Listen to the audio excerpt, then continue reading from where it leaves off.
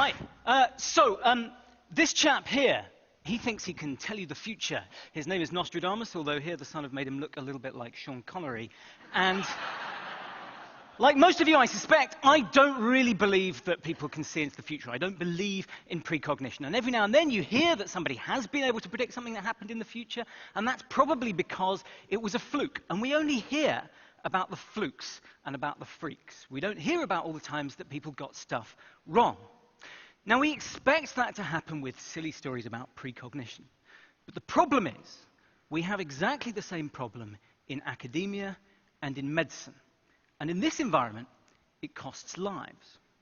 So firstly, thinking just about precognition, as it turns out, just last year, a researcher called Darrell Bem conducted a piece of research where he found evidence of precognitive powers in undergraduate students. And this was published in a peer-reviewed academic journal, and most of the people who read this just said, okay, well, fair enough, but I think that's a fluke, that's a freak. Because I know that if I did a study where I found no evidence that undergraduate students had precognitive powers, it probably wouldn't get published in a journal.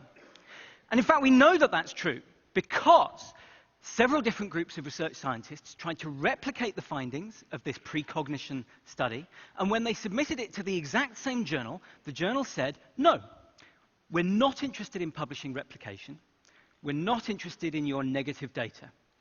So this is already evidence of how, in the academic literature, we will see a biased sample of the true picture of all of the scientific studies that have been conducted. But it doesn't just happen in the dry academic field of psychology. It also happens in, for example, cancer research. So in March 2012, just 1 month ago, some researchers reported in the journal Nature how they had tried to replicate 53 different basic science studies looking at potential treatment targets in cancer. And out of those 53 studies, they were only able to successfully replicate 6. 47 out of those 53 were unreplicable. And they say in their discussion that this is very likely because freaks get published. People will do lots and lots and lots of different studies, and the occasions when it works, they will publish, and the ones where it doesn't work, they won't. And their first recommendation of how to fix this problem, because it is a problem, because it sends us all down blind alleys, their first recommendation of how to fix this problem is to make it easier to publish negative results in science and to change the incentives so that scientists are encouraged to post more of their negative results in public. But it doesn't just happen in the very dry world of preclinical basic science cancer research. It also happens in the very real flesh and blood of academic medicine. So in 1980, some researchers did a study on a drug called lorcainide, and this was an antiarrhythmic drug, a drug that suppresses abnormal heart rhythms. And the idea was, after people have had a heart attack, they're quite likely to have abnormal heart rhythms, so if we give them a drug that suppresses abnormal heart rhythms, this will increase the chances of them surviving. Early on in its development, they did a very small trial, just under 100 patients. 50 patients got lorcainide, and of those patients, 10 died. Another 50 patients got a dummy placebo sugar pill with no active ingredient, and only 1 of them died. So they rightly regarded this drug as a failure, and its commercial development was stopped. And because its commercial development was stopped, this trial was never published. Unfortunately, over the course of the next 5, 10 years, other companies had the same idea about drugs that would prevent arrhythmias in people who've had heart attacks.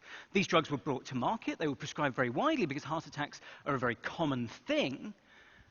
And it took so long for us to find out that these drugs also caused an increased rate of death that before we detected that safety signal, over 100,000 people died unnecessarily in America from the prescription of antiarrhythmic drugs. Now, actually, in 1993, the researchers who did that 1980 study, that early study, published a mea culpa, an apology to the scientific community, in which they said, when we carried out our study in 1980, we thought that the increased death rate that occurred in the lorcainide group was an effect of chance. The development of lorcainide was abandoned for commercial reasons, and this study was never published. It's now a good example of publication bias. That's the technical term for the phenomenon where unflattering data gets lost, gets unpublished, is left missing in action. And they say the results described here might have provided an early warning of trouble ahead. Now, these are stories from basic science. These are stories from 20, 30 years ago. The academic publishing environment is very different now. There are academic journals like Trials, the Open Access Journal, which will publish any trial conducted in humans, regardless of whether it has a positive or a negative result. But this problem of negative results that go missing in action is still very prevalent. In fact, it's so prevalent that it cuts to the core of evidence-based medicine. So this is a drug called reboxetine, and this is a drug that I myself have prescribed. It's an antidepressant. And I'm a very nerdy doctor, so I read all of the studies that I could on this drug. I read the one study that was published that showed that reboxetine was better than placebo, and I read the other 3 studies that were published that showed that reboxetine was just as good as any other antidepressant. And because this patient hadn't done well on those other antidepressants, I thought, well, reboxetine's just as good. It's one to try. But it turned out that I was misled. In fact, 7 trials were conducted comparing reboxetine against a dummy placebo sugar pill. 1 of them was positive, and that was published, but 6 of them were negative, and they were left unpublished. 3 trials were published comparing reboxetine against other antidepressants, in which reboxetine was just as good, and they were published, but 3 times as many patients' worth of data was collected, which showed that reboxetine was worse than those other treatments, and those trials were not published. I felt misled. Now, you might say, well, that's an extreme and unusual example, and I wouldn't want to be guilty of the same kind of cherry-picking and selective referencing that I'm accusing other people of. But it turns out that this phenomenon of publication bias has actually been very, very well studied. So here is one example of how you approach it. The classic model is you get a bunch of studies where you know that they've been conducted and completed, and then you go and see if they've been published anywhere in the academic literature. So this took all of the trials that had ever been conducted on antidepressants that were approved over a 15-year period by the FDA. They took all of the trials which were submitted to the FDA as part of the approval package. So that's not all of the trials that were ever conducted on these drugs, because we can never know if we have those, but it is the ones that were conducted in order to get the marketing authorization. And then they went to see if these trials had been published in the peer-reviewed academic literature. And this is what they found. It was pretty much a 50-50 split. Half of these trials were positive, half of them were negative, in reality. But when they went to look for these trials in the peer-reviewed academic literature, what they found was a very different picture. Only 3 of the negative trials were published, but all but 1 of the positive trials were published. Now, if we just flick back and forth between those 2, you can see what a staggering difference there was between reality and what doctors, patients, commissioners of health services, and academics were able to see in the peer-reviewed academic literature. We were misled. And this is a systematic flaw in the core of medicine. In fact, there have been so many studies conducted on publication bias now, over 100, that they've been collected in a systematic review, published in 2010, that took every single study on publication bias that they could find. Publication bias affects every field of medicine. About half of all trials, on average, go missing in action, and we know that positive findings are around twice as likely to be published as negative findings. This is a cancer at the core of evidence-based medicine. If I flipped a coin 100 times, but then withheld the results from you from half of those tosses, I could make it look as if I had a coin that always came up heads. But that wouldn't mean that I had a 2-headed coin. That would mean that I was a chancer, and you were an idiot for letting me get away with it. But this is exactly what we blindly tolerate in the whole of evidence-based medicine. And to me, this is research misconduct. If I conducted one study and I withheld half of the data points from that one study, you would rightly accuse me, essentially, of research fraud. And yet, for some reason, if somebody conducts 10 studies but only publishes the 5 that give the result that they want, we don't consider that to be research misconduct.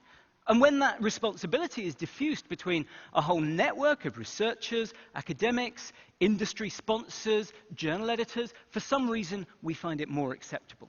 But the effect on patients is damning. And this is happening right now, today. This is a drug called Tamiflu. Tamiflu is a drug which governments around the world have spent billions and billions of dollars on stockpiling. And we've stockpiled Tamiflu in panic, in the belief that it will reduce the rate of complications of influenza. Complications is a medical euphemism for pneumonia and death. Now, when the Cochrane systematic reviewers were trying to collect together all of the data from all of the trials that had ever been conducted on whether Tamiflu actually did this or not, they found that several of those trials were unpublished. The results were unavailable to them. And when they started obtaining the write-ups of those trials through various different means, through Freedom of Information Act requests, through harassing various different organizations, what they found was inconsistent. And when they tried to get hold of the clinical study reports, the 10,000-page-long documents that have the best possible rendition of the information, they were told they weren't allowed to have them. And if you want to read the full correspondence and the excuses and the explanations given by the drug company, you can see that written up in this week's edition of PLOS Medicine.